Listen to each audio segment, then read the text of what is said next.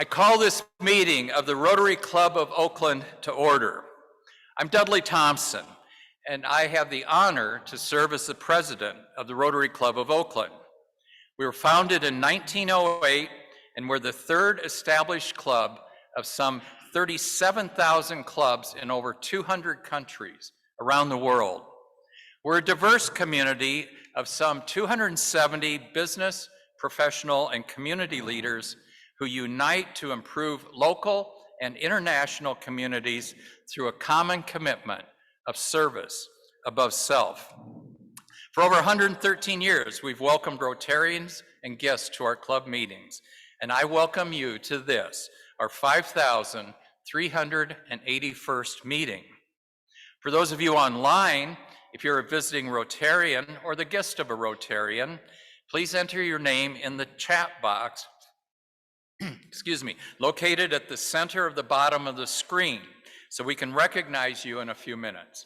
Also, please enter comments, or if you want to ask a question of the speaker, please put that in the chat box.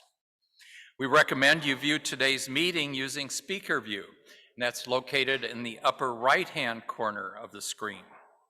For those of you here in the California ballroom, excuse me, I ask that you do not use your electronic devices to watch the meeting on Zoom or to connect to the ballroom Wi-Fi. For the near future, we're still asking that you wear face masks in the meeting if you're not eating or drinking. We're still trying to make this space as safe as possible for our members and guests while having a great meeting. I also ask you to refrain from talking during the meeting because sound becomes background noise for our online broadcast. Dawn Hills, I see you. You want to come up here and give us a thought for the day?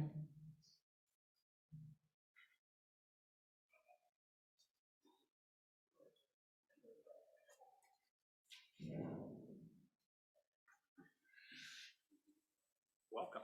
Thank you. I'm a little over-prepared. Good evening. Absolutely. Good afternoon, Rotarians and friends. Today is an opportunity to share with you about Women's Month, and the thought of the day is appreciation. What is Women's Month a celebration of? Women's Month is a celebration of women's contribution to history, culture, and society, and has been observed annually for the month of March since 1987. So in closing, because I'm a little over-prepared, I'd like you to just give a round of applause for all of the women that we stand on their shoulders in appreciation and gratitude.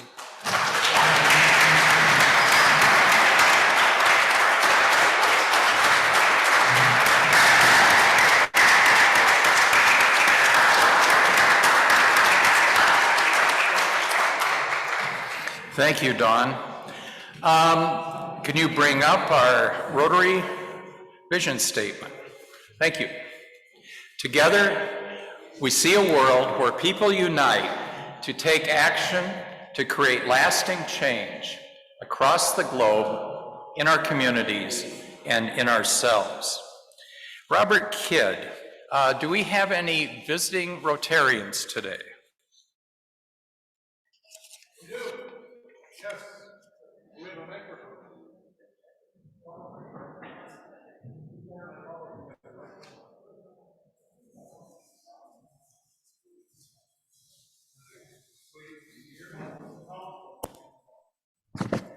We cannot hear. We're having the microphone being turned on for those of you in Zoom land. I'm pleased to welcome today visiting Rotarian Lisa Lorenz from Niles, Fremont. She is Lieutenant Governor. Diane Dorn from San Leandro, Assistant Governor for Area 4A. And a great friend, Hung Wei from Cupertino Rotary Club, and she is Lieutenant Governor. I'd also add that Hung Wei is the district governor-elect nominee, who will be the district governor in 2 years. And Joe Goralka is a member of our club, not a visiting Rotarian, but as long as we're doing all the assistant district governors, Joe, welcome. Don't want to leave you out of that group.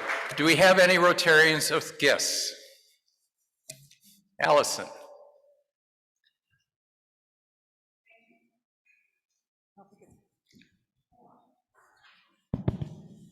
Thank you, President Dudley. My guest today is becoming a member. His name is Davey Warner. He's the executive director with the Diabetes Youth Families. Welcome.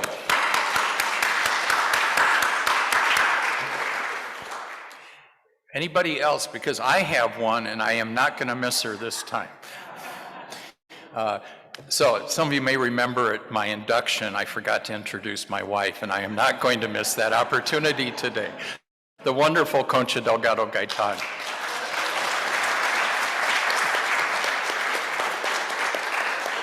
Sandeep or somebody out there in Zoom land, do we have any guests out there? No, we do not have any guests here. Okay, thank you, Sandeepa. Okay. Seth Butner and Gary Flaxman, would you talk about our ORE campaign today?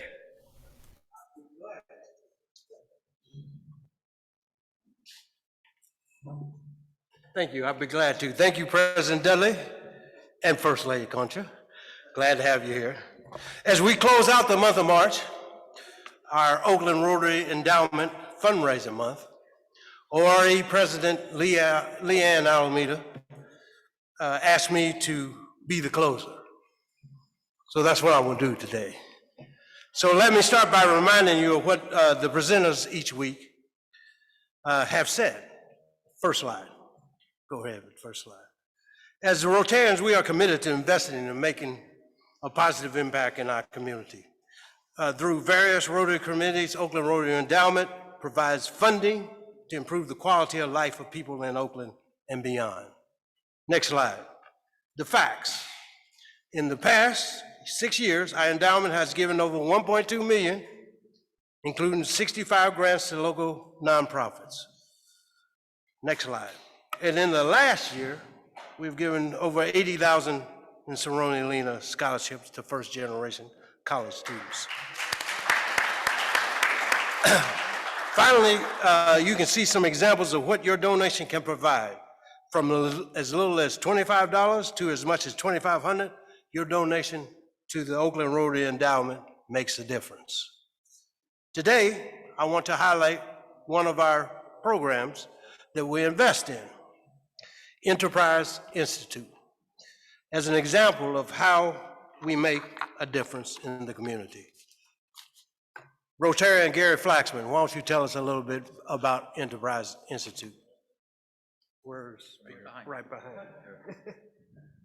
Thank you, Past President Sess. So we're about to see a video of Enterprise Institute, and the video really does speak for itself. So what I want you to do is pay attention to the joy that you see in all the kids' faces and in the Rotarians during the presentation.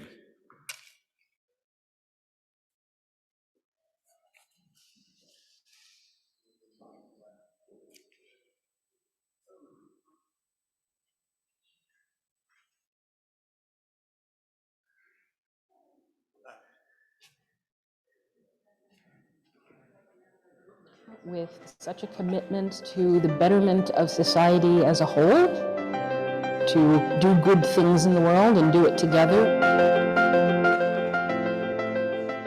We have a love affair with the city of Oakland.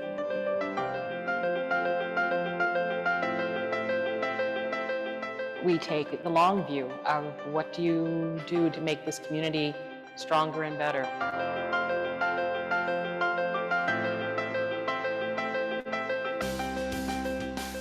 Enterprise Institute is a miraculously beautiful thing. Juniors and seniors from Oakland high schools learn how to stand in front of an audience and write a business plan and think about what it means to be an entrepreneur. Thank you for your time today. We are Ellipse Company. I'm the division president, Akshay. when they come in on Friday versus when they walk out on Sunday. They go from not knowing anything about writing business plans and presenting to doing the impressive presentations and having a different sense of who they could be in their futures. We spent a very long past 3 days hardworking. You have to take pride in your division before you can help out your whole company. So you have to help yourself before you can help anyone else. Can you do it? Yeah! Leadership involves you doing the right thing when nobody's looking. You can be a manager, you can be an organizer, but you'll never be a leader unless you're doing the right thing when nobody's looking.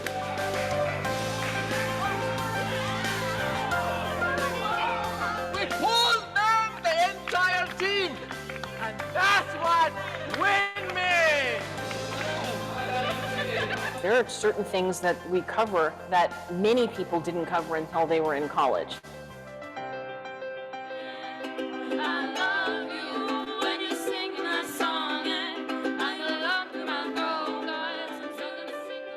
It was a lot of work, financial planning and research to do. I feel like the more people you know, the more perspectives you get, and the more you grow and they grow with you.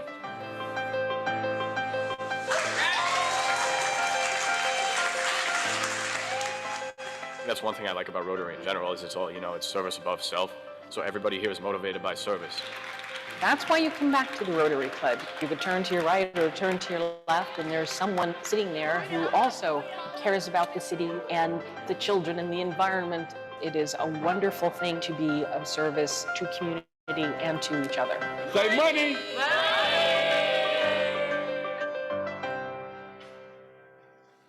All right. So thank you for that. And so it's a visceral connection to the money that we give. Thank you.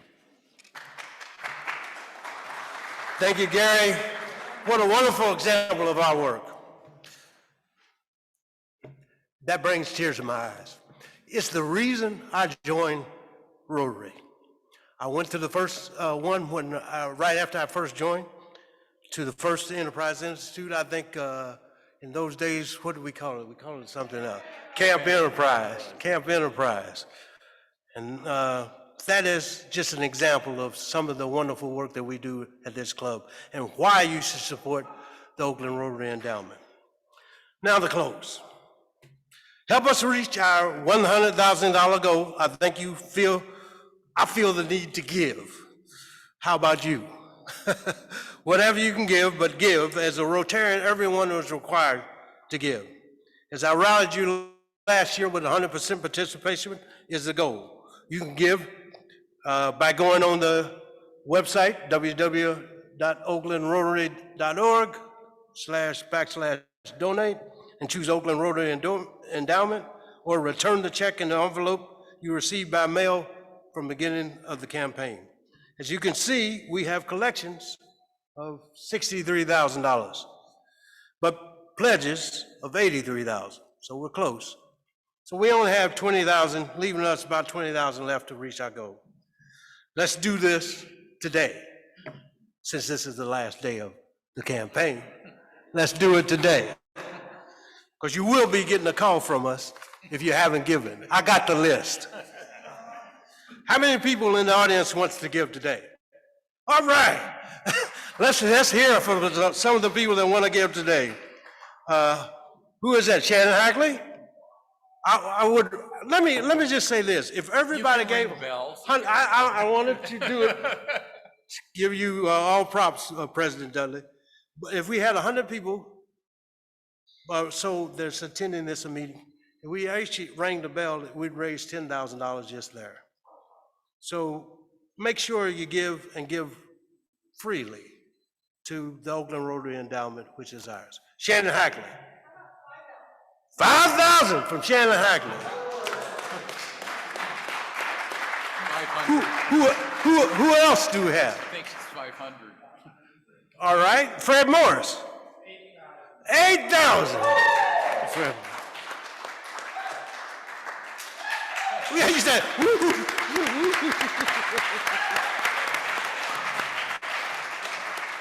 Who else? Joycey Mike. 1,000 from Joycey Mike. 1,000 from Joe Garacolo.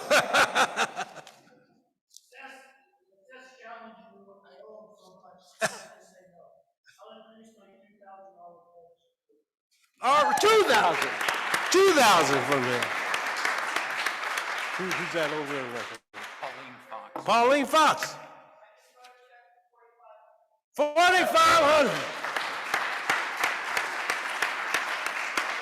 Do we have anyone else? I don't know you. John Bailey. 2,000. 1,000. 1,000. Okay, 1,000. See how I try to inch everybody up? I try to make sure we get enough. That's what I do to you. Yeah. Thank you so much, everybody. It's a well-run organization with President Dudley at our head. We got Leanne Alameda as the president of the Oakland Rotary Endowment, and this year we're going to reach our goal of raising $100,000. Thank you so much.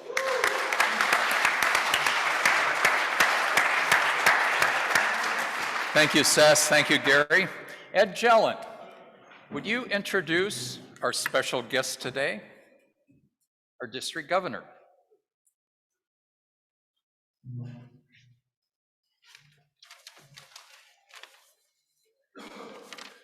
President Dudley and fellow Rotarians, it's my honor today to introduce my friend and Rotary colleague of many years, our district governor, Richard Flanders. Although Richard is long on achievements and awards, he tells me that he prefers a short introduction. Excuse me. So let me give you just some of the highlights. Richard is a member of the Rotary Club of Pleasanton North and has been a Rotarian since 1995. Apart from being district governor, Richard has served as club president, assistant district governor, lieutenant governor, group study exchange team leader, and chair of numerous district committees and events. He is the recipient of our District 5170's Lead the Way Award for his commitment to service, Neil J. Hoffman Award for exemplary leadership skills as and when he was a younger Rotarian, Richard D. King Award for the Rotarian in the district who makes the greatest personal commitment to the Rotary Foundation, and of particular interest to our club, our district's Carl Stuckey Award for the Rotarian who has exemplifies the greatest commitment to Rotary ideals. He's also been awarded the Rotary Foundation's Citation for Meritorious Service. When Richard is not leading our district, he practices law in Alameda and gets to spend time with his family, which consists of his wife, Florence, and girl-boy twins, Brennan and Ryson. Please join me in welcoming our district governor, Richard Flanders.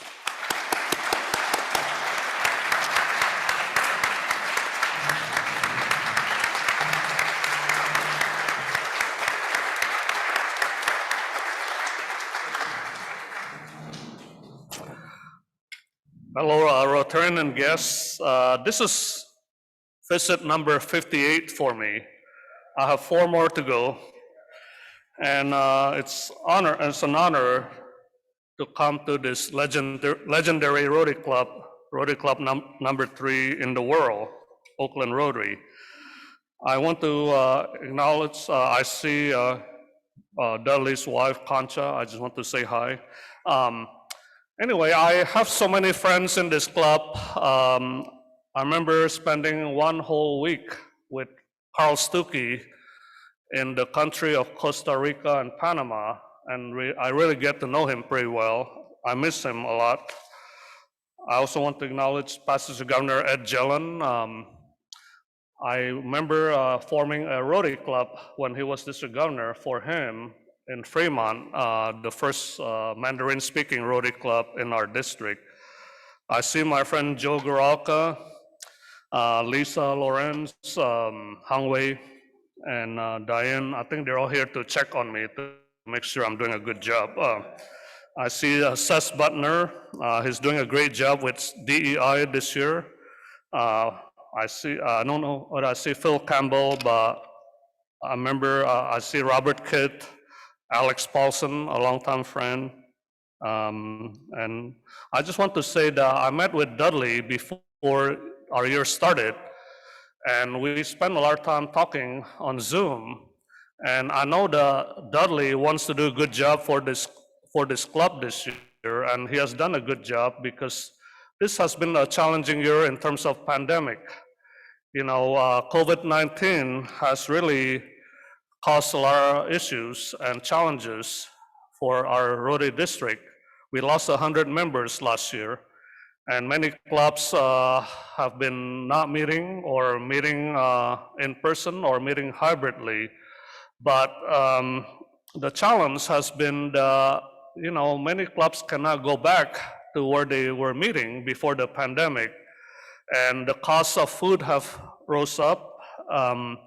Some clubs are meeting in churches, some clubs are meetings at their own home, rotating wise. So this has been a difficult year to be a leader, not only in the club, but also in the district. So one thing that we're asking the clubs to do this year is to engage members, engage the members to bring guests to our Rotary Club meetings. You know, because of the pandemic, many people are sad, isolated, depressed, and you know, so we probably know some of those people in our own neighborhood. So we want to change their lives. We want to ask them to come to Rotary, whether it's a Rotary meetings, whether it's a Rotary service projects, or whether it's a Rotary fellowship, because we have an opportunity to get them out of the funk of being isolated and come back now that we're open, hopefully for a while. Because there are many times where we have to change the meetings location, meeting structure, whether it's live or whether it's in person. We also have clubs in our district that have not seen their own members for the past 2 years. You know, some clubs have never met in person for the past 2 years. And so I think it's very important for us to call them and find out how they're doing.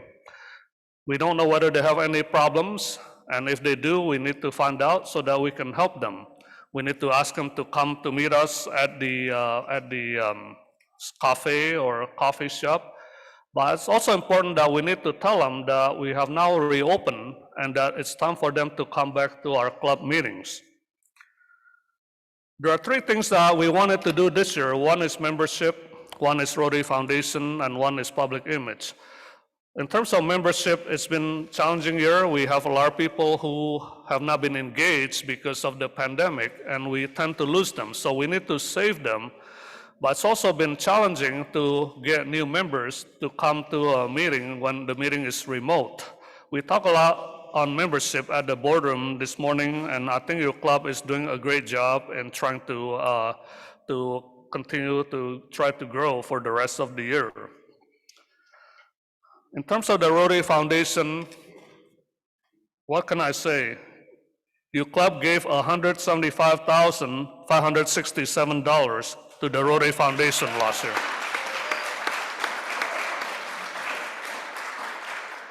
And that's $607.16 per member per capita wise. 214 out of 273 members of your club gave something to the Rotary Foundation last year. And I want to commend Seth Butner. I've sensed that there's a paradigm shift in your clubs in terms of contribution to the Rotary Foundation, because you have not only beat the clubs that keep being on the top every year, that is Cupertino Rotary Club, but you beat them by more than 2 times.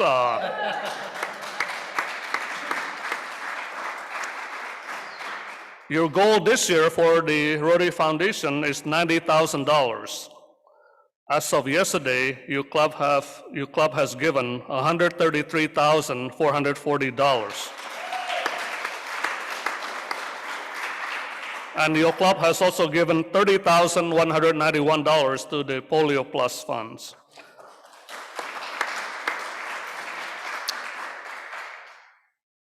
And we also want to thank you, club, for giving $6,000 toward our wheelchair projects, where we're going to distribute wheelchairs all over the world with your contribution to the wheelchairs project. But I also want to commend you. Your club has it doesn't do justice to spend an hour to talk about your club's accomplishment. You feed the hunger, you help the homelessness, there's scholarship program, there's enterprise program, pre-kindergarten program, so on and on and on. So, I mean, I just cannot imagine that you can spend just an hour talking about all the stuff that you do for your community. So thank you for helping people who need our help in our own community. And you also participated in about 20 plus projects all over the world in a global grant project, helping people who need our help overseas. And this year we're going to end like every other year with a district conference. It'll be happening in San Ramon, April 24 to 22 to 24. And we're going to kick off the district conference at the Blackhawk Museum in Danville. We had the Jennifer Jones event there about a month ago. And we're going to hear a lot of speakers who is going to inspire you. We have 3 women speakers who are senior leaders with Rotary International. They're vice president last year, the first woman vice president in Rotary history, and the first woman chairwoman of the trustees of the Rotary Board of Foundation. We're going to hear a lot of music, and I'm sure you guys know who Linda Hamilton is in this club, and Jason. And Jason. And they're going to perform on Saturday at the district conference, so we invite you to come to see them, to enjoy their music that they're going to sing. And we're going to have a lot of House of Friendship. Hung and Lisa will be hosting 2 giant House of Friendship at the hotel where Rotarians can come and mingle, talk, drinks. It's all free. You don't have to pay for that. And that'll be on the 5th floor at the San Ramon Marriott. And I want to end this meeting with a short story. Some of you may know that I was born in the country of Indonesia. When I was 12 years old, my father was diagnosed with liver cancer. Anyone who is diagnosed with liver cancer today will probably not have a high survival rate. The medicine was very primitive in Indonesia back in the 70s. My mother did not tell my brothers and me that he had liver cancer. She told us that he had a stone in his kidney and that we need to go to Taiwan to have the stone be removed from his kidney. Off they went to Taipei. About 30 days later, a bus pulled up in front of our house. And when the door opened, I saw my mom coming down the bus with 2 suitcases alone. My father did not make it. His body was cremated, put in an urn, and placed in a Buddhist temple in Taipei, Taiwan. While dying at the hospital, she told him not to worry, we'll be together again. She brought my brothers and I to the United States. 22 years later, she died. Remembering her promise to my father, my brother and I decided to find our father in Taipei. The problem was that we did not know anybody in Taiwan. All I had was a little writing in Chinese, and we did not understand Chinese. So I turned to my Rotarian boss and asked whether he knew anybody in Taiwan. He gave me a name. I faxed a letter to him and asked whether he could help. He faxed a letter back, and he said, yes, I can help you. My brother and I then flew to Taipei, Taiwan. This Rotarian came to pick us up at the airport. He put us up in a hotel. The next morning, he picked us up. took us for breakfast. And after breakfast, we were driving somewhere. While driving somewhere, he said, "I believe I found your father's remains." I said, "How did you do that?" He said, "I have done some research before you come." About 20 minutes later, he parked the car in front of a Buddhist temple. We got out of the car, we walked into the temple, and in the lobby of the temple sat a table about that size, and on top of that table was my father's urn. I knew that because I saw his picture on the outside. So then we asked the monk whether I could bring my father home. The monk said no. How do I know whether you're the right family? So the Rotarian went to talk to the monk privately. About 20 minutes later, he said I could bring my father home. So my brother and I hand carried the urn back on the airplane. We came home. We had a joint memorial service with my mom. They both are now resting peacefully together. So we kept my mother's promise. This Rotarian and I became friends. I'm very grateful to him. I joined Rotary 6 years before my trip to Taipei, Taiwan. When I joined Rotary, I did not know that someone 6,500 miles away would touch me and lend their hand to help my brother and I to bring our father home to the United States. This Rotarian later became Rotary International President the year when Ed Gillen was governor. You see, we do a lot to help people in our own community. We help people all over the world who need our help. Sometimes when you do all the good deeds that we do as Rotarians, something comes back to us unexpectedly.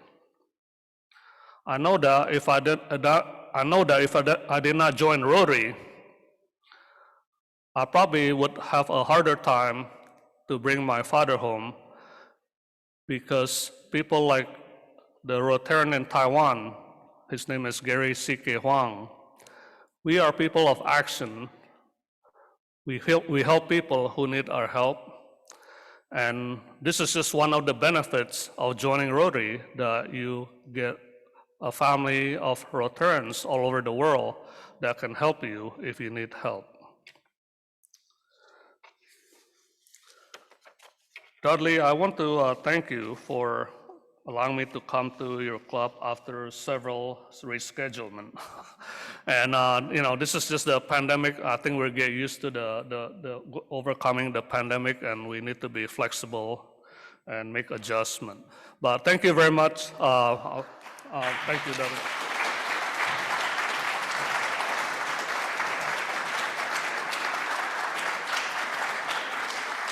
Thank you, Richard.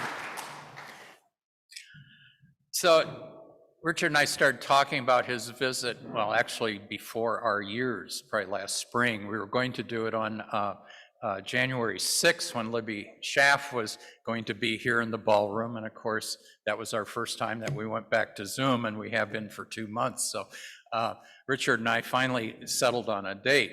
Our speaker today, we've been talking for about 6 or 7 months. I've wanted to get David Montejano to come speak to our club. Finally, it got to be one of those things, here's some dates, pick a date. And I didn't realize it was going to be Cesar Chavez Day, which probably is, did you realize it? Anyway, so I'd like to introduce David Montejano. He's a native of San Antonio, Texas. David is well educated. He received his BA from UT Texas, Austin, and then he got a couple of masters and a doctorate at that school called Yale. He joined the UC Berkeley faculty in 2002 as a professor of ethnic studies and history, and also chair of the Center for Latino Policy Research. More recently, he's been a professor at the graduate school at UC. Before coming to Berkeley, though, he was an associate professor of history and sociology and director of Mexican American Studies at the University of Texas, Austin. Professor Montenego is the author of the prize-winning historical overview, Anglos and Mexicans in the Making of Texas, 1836 to 1986.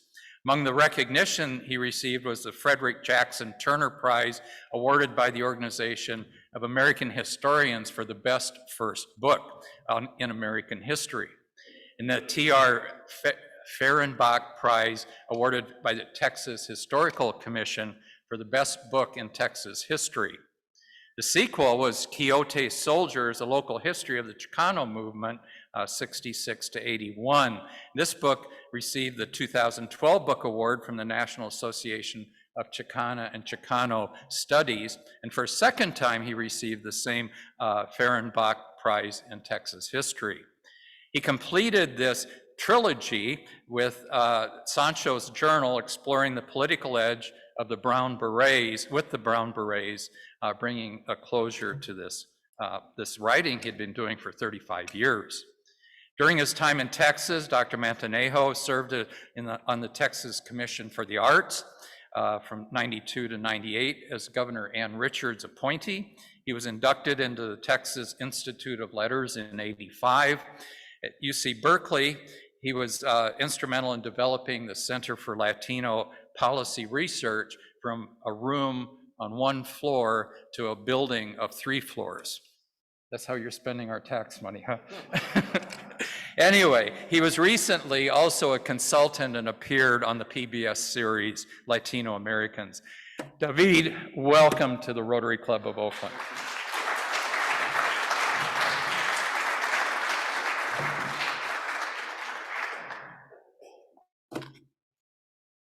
Thank you. I'm delighted to be here. So the subject of my talk is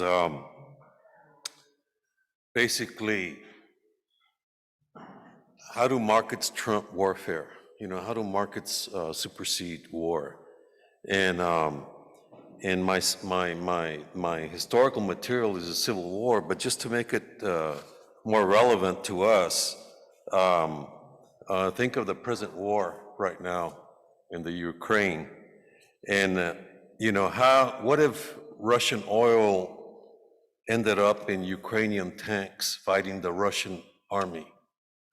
Well, that sort of parallels my question, because what I've been doing for some time now is tracking Southern cotton that ended up in New England mills producing Union uniforms during the Civil War. So what I'm going to talk about today is just one segment of that larger project. How do enemies at war engage in commerce with each other? How do markets supersede war?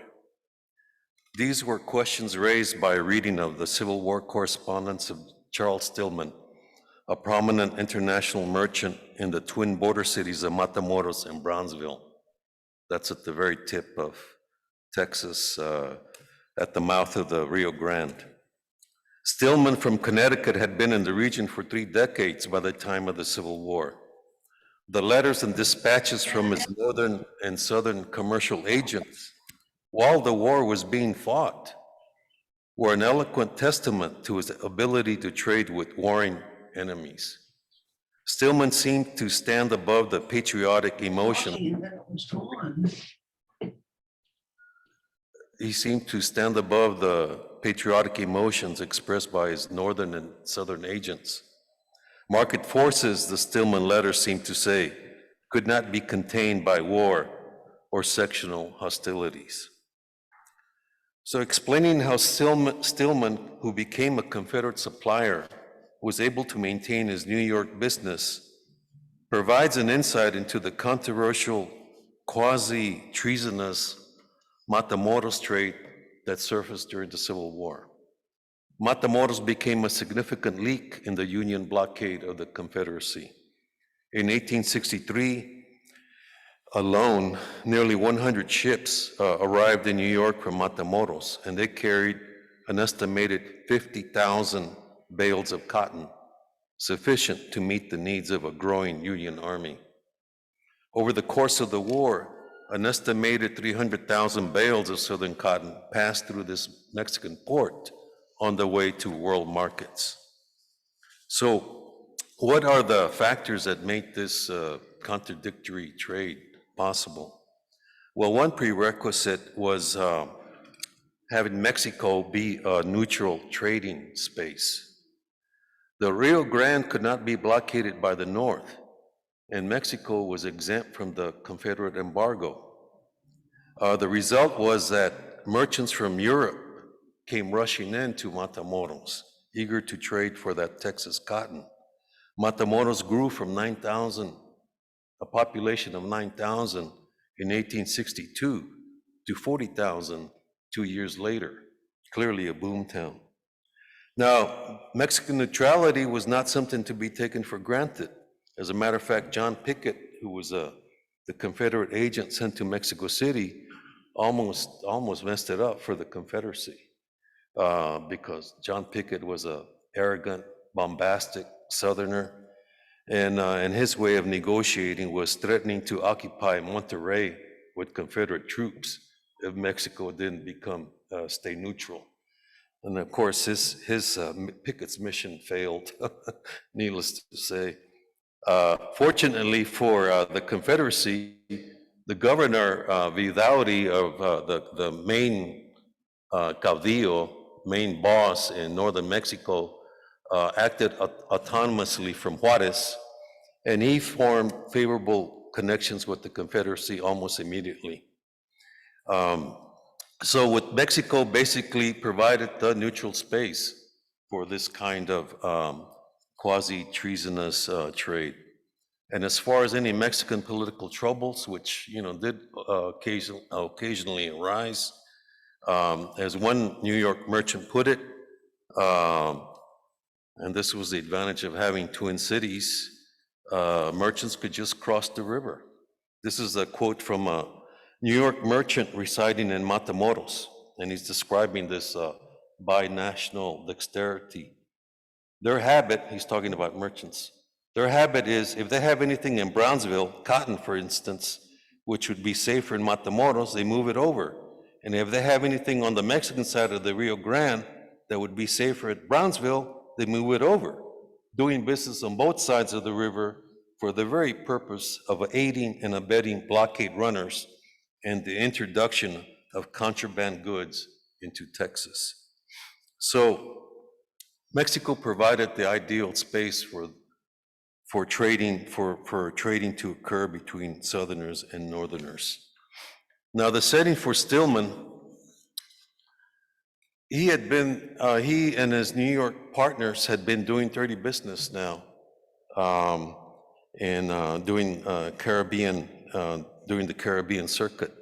And he decides not to leave Texas, primarily because he's concerned about his ranch properties. He doesn't want his properties to be confiscated by the Confederates, so he decides to stay. And he and his New York partners determined to continue their Caribbean trade, war or no war, as they put it. Now, this plunges Stillman into a contradictory role almost immediately. A Southern agent is requesting 3,000 Enfield rifles, while his Northern agent is asking Stillman to provide wool for Army cloth. So, as a matter of fact, here's John Donahue from New York telling Stillman, quote, "Any wool suitable for blankets or Army cloth are taken at almost any price," unquote. So at the outset of hostilities, Stillman was securing rifles for the Confederacy and shipping wool to the North for Army cloth. And this is the kind of contradictory role that he would continue to play throughout the Civil War. Now, what were the actual tactics that he and his New York office used to evade, in particular, Northern scrutiny. Well, his New York office told him, don't put your name on anything. Be careful what you write, and write less oftener. And I just have to read this quote from his New York office that is just sort of encapsulates what was going on. This is his partner in New York telling Stillman, "It is no little fun to get along with the custom house. They watch very boldly. Some fellow has to go to the Bastille every week. Can you write a little less oftener? But be careful what you say, for everything is watched very close. Tell all our captains to take all of our letters and keep them separate from others. Put them where no one can find them." Another tactic that used was broken voyages, and that is in order to send goods from New York to Matamoros, you would stop at some intermediary port. Havana was usually a favorite, but Nassau, St. Thomas were other possibilities. So broken voyages became a very common practice. Another way of doing a broken voyage was just to ship something to Havana and then load it onto a different ship, a different variation of a broken voyage. And then finally, they used Liverpool. And this involved sending goods from New York to Liverpool, where a Liverpool firm would charter a vessel and then send them directly to Matamoros. But just to point out again, the contradictions that are involved here, sometimes unknowingly involving New York suppliers.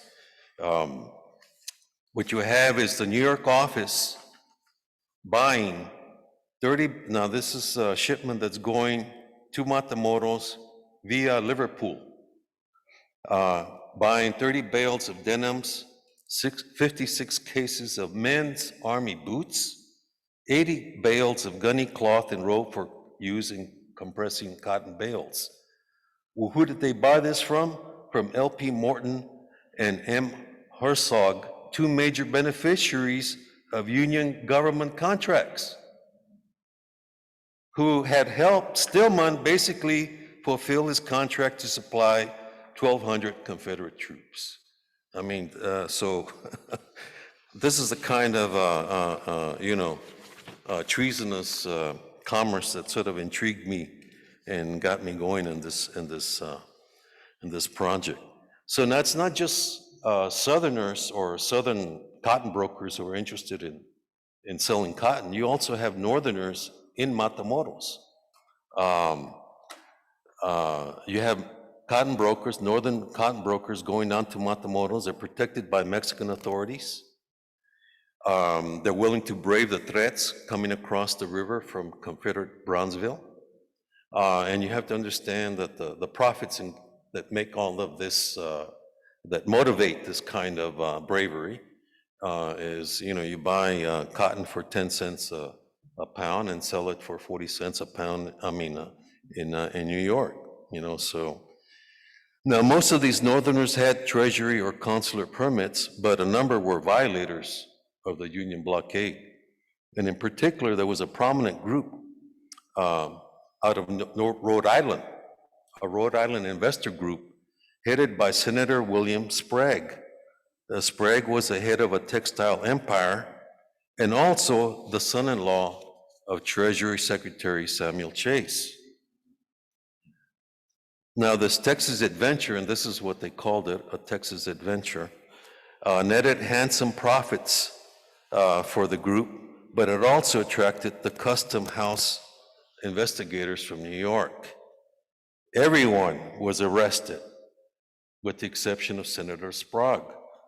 It was a bad timing. This is December of 1864.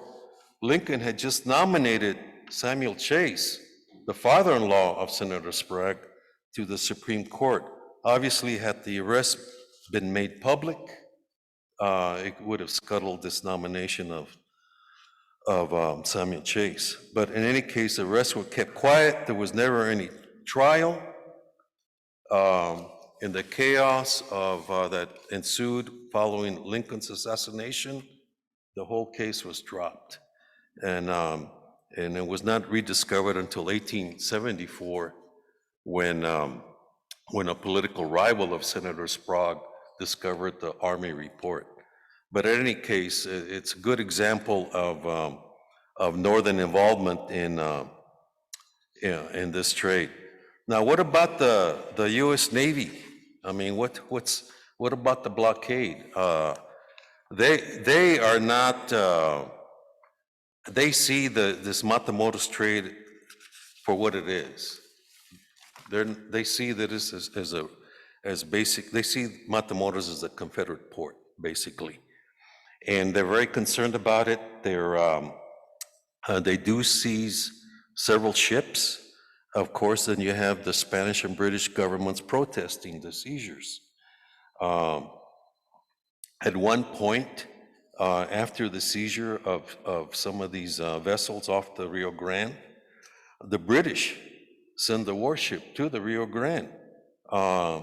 In late 1862, you have warships from 3 countries, the North, the United States, England, and France, anchored off the Rio Grande. And of course, the Confederates are elated. You know, the admiral of the British admiral says that he makes his mission clear that he's not there to take part in any difficulty or do anything with the blockade. His mission was simply to, quote, keep the mouth of the Rio Grande open to the trade of the world at all hazards, unquote. So the British and Spanish regarded property owned by neutrals on neutral vessels traveling to and from a neutral port to be protected by international protocols from Union seizure. And this extended to Texas cotton purchased in Matamoros. Once purchased, it became Mexican cotton. That's the term that was used, Mexican cotton, a label meant to rinse the cotton of any sectional taint. And of course, the US Navy considered all of this as a barely disguised ruse. So what is the strategy that they adopted? That's my 15-minute timer there going off. The strategy they adopted was to send any dubious case to the prize courts and let them sort it out. Legalities could be settled later. So in terms of one vessel that was seized, the British appealed, and the seizure was overturned by the U.S. Supreme Court on April 25th, 1867. The strategy that the U.S. Navy was doing was use the prize courts to remove suspect violators of the blockade, and this would remove them for months, if not for years. And as a matter of fact, the Supreme Court ruled that several vessels seized at the Rio Grande in 1863 had been in neutral waters and were therefore to be released and their owners compensated. Now, this is again 1867, now the ruling. So what happens finally, let me bring this to a close. What happens to Stillman? Because the US Army finally does arrive in Brownsville and occupies Brownsville. And Stillman, who always recognized, he was a realist, he always accommodated himself to whomever had the authority or was in power, understood what was going on. It happened that President Lincoln had just issued a proclamation of amnesty for any repentant rebels. And Stillman was one of the first to take the oath of allegiance to the United States. It meant that he could not be arrested. It meant that his property was secured. Was this controversial? Yeah, I think, let me just read to you what one Texas loyalist, a unionist who was exiled in Matamoros. There were a number of refugees and unionists from Texas who fled to Mexico and actually formed a colony in Matamoros. They were a refugee colony. So they're there for the 3-4 years, and here you see the Army come, you see Stillman, who's been enriching himself, all of a sudden take the oath to the Union. So this is this is Kingsbury, one of the prominent Texas refugees. And he must have been thinking of Stillman when he described the group of men, quote, of northern birth who have also sold powder and lead and guns and uniforms and talked quite earnestly for secession and its leaders, and who by thus pandering to the bad men in power have been able to amass wealth by thousands, and who now desire to face about and say, we were all compelled to talk so, and we have always been Union men. Kingsbury continues, pardon them and leave to them all the wealth they have robbed from loyal men and from the country which they have assailed with their treason. Pardon them, cherish them, enrich them if you will, while the loyal are crushed under their robberies and persecutions. But for God's sake, don't call them Union men. Don't so malign those of us who have followed the flag while it drooped and upheld it while it was insulted. The true Union men were the Union refugees, quote, those who had kept the faith for these 3 years instead of 3 months, unquote. So let me bring this to a close. How do markets supersede war? How do enemies trade with one another? The short answer, through the opportunistic and ostensibly treasonous behavior of exporting and importing merchants, with the critical assistance of neutral foreign intermediaries. Stillman was an exporting merchant, William Sprague, a receiving merchant, and San Ramon and a number of Mexican and European merchants, the indispensable intermediaries. Mexico provided the neutral space, and the British flag merchant marine, the neutral vessels. Neutral Matamoros was a spigot, providing a steady flow of southern cotton for New England mills. Thank you.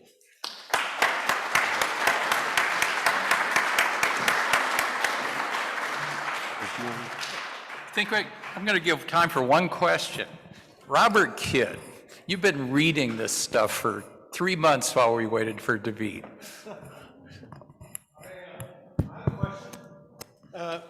Professor, as an historian, how did you come across this to begin with? And as a historian, how do you ferret out all these strings, these facts?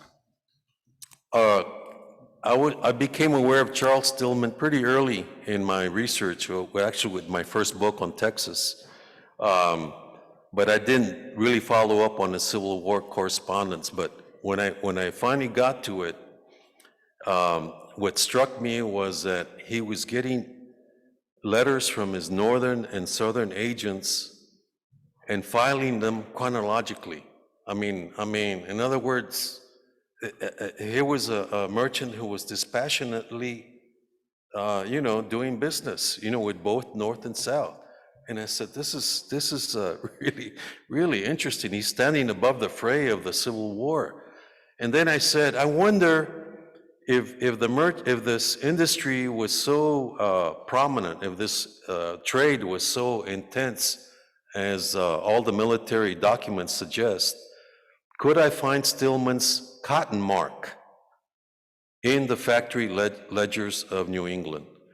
The cotton marks are like cattle marks. Cotton were all branded on the bands that bind the cotton bales, had brands indicating ownership. And so Stillman had his brand, his G, which was for his intermediary, Galvan, G. So the Stillman papers are at the Houghton Library at Harvard. It so happens that Harvard also has the most extensive record of factory collections in the Baker Library, right there on the Harvard campus. So I said, can I find Stillman's G mark in the factory ledgers? And so I just walked across the campus to the Baker Library, and lo and behold, this did not just happen the first day, but your eyes glaze over looking at these ledgers, by the way, folks. I mean, it takes a while. But I found his mark. I found Stillman's mark in a New England mill in 1862, 1863. And I said, I think I have a project here. How did it get from Brownsville all the way to Rhode Island, you know? And so that's been that set me going. It was basically follow the cotton. You know, if you have any interest in things like Ken Burns, it's like you could ask him, how did you get interested in something? And I'll bet they all start out something just like that as a question. David, thank you so much for being with us this year. This year we're highlighting the new Rotary Area of Focus and the environment. In your honor, we're making a donation to the Environmental Sustainability Rotary Action Group, SRAG, towards their focus on biodiversity, sustainable living, pollution, the climate, food systems, and a circular economy. I really thank you for being part of our Civic Thursday meeting. Debo Sarkar, could you tell us about our meeting next week?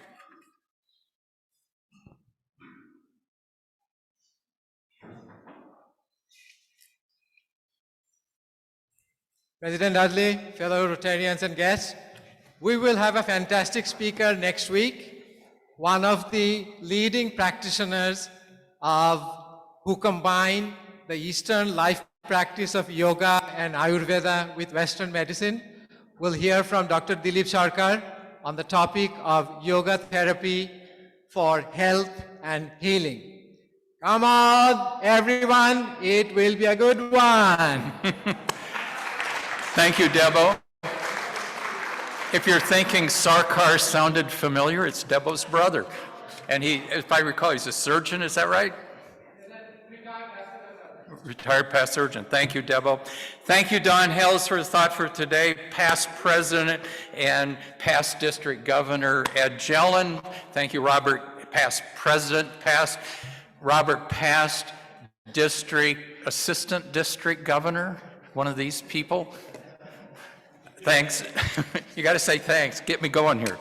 Thank you, Gary Flaxman and Seth Butner. Thank you, David. Thank you, Debo. And thank you to our AV. What are we calling you now? The meeting production team.